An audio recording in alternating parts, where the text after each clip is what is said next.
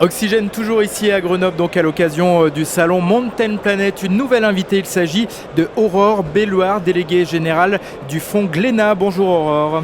Bonjour Benjamin. Alors, c'est quoi ce fonds Glénat? Pourquoi vous êtes présente cette année ici sur le salon Mountain Planet? Alors on monte une grande opération, je dirais même un défi qu'on lance à tous les exposants et à tous les industriels du monde de la montagne. On lance une collecte de fonds pour permettre au panorama, aux œuvres de Pierre Nova, qui a réalisé durant sa carrière plus de 250 plans des pistes de ski des stations françaises et d'ailleurs. On a tous eu entre nos mains, ce sont ces iconographies en fait avec les plans des pistes. Ce sont absolument les plans des pistes qui sont pour les œuvres originales de grands panoramas qui font à peu près tous 70 cm de haut par 1 mètre de large. Il a couvert tous les massifs français, toutes les stations de ski.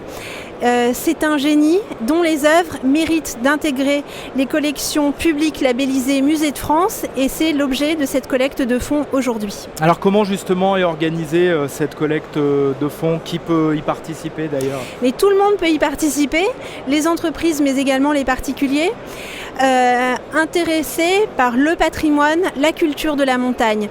Aujourd'hui, tous les acteurs économiques, les industriels du monde de la montagne doivent quelque chose à Pierre Nova parce que c'est lui qui a permis à des millions et des millions de skieurs d'emprunter les pistes de ski sereinement. C'est l'inventeur du fameux plan des pistes, mais d'ailleurs il n'a pas fait seulement des plans des pistes finalement, puisque ce savoir-faire s'est exporté au-delà de la montagne.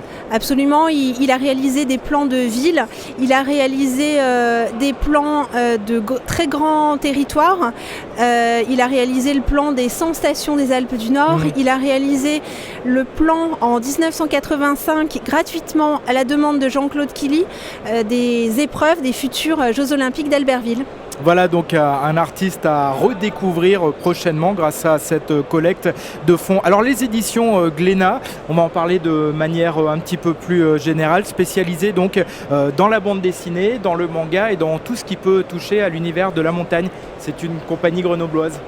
Absolument, c'est une entreprise qui est née à Grenoble en 1969 et Jacques Glénat, le président fondateur et qui est toujours le président du groupe, tient à ses racines dauphinoises. C'est la raison pour laquelle le siège social est toujours installé à Grenoble. Essentiellement, le chiffre d'affaires, vous me disiez hors antenne, se fait sur la bande dessinée? Oui, absolument. Plus de 80% du chiffre d'affaires est réalisé par la bande dessinée et le manga. Cependant, les éditions Glénat sont le premier éditeur français et même européen de la montagne. Et du coup, vous organisez des manifestations comme par exemple un festival de la bande dessinée en montagne à l'Alpe d'Huez? Oui, absolument. Depuis 13 ans cette année, on vient avec une vingtaine d'auteurs à l'Alpe d'Huez rencontrer le public, rencontrer les enfants notamment, lors d'ateliers qui leur sont destinés à l'Alpe d'Huez. Voilà donc montagne, bande dessinée au programme des éditions Glénat. Merci beaucoup Aurore. Merci beaucoup et donc, Benjamin. Bonne collecte de fonds pour permettre justement aux œuvres de Pierre Nova d'intégrer les collections nationales publiques.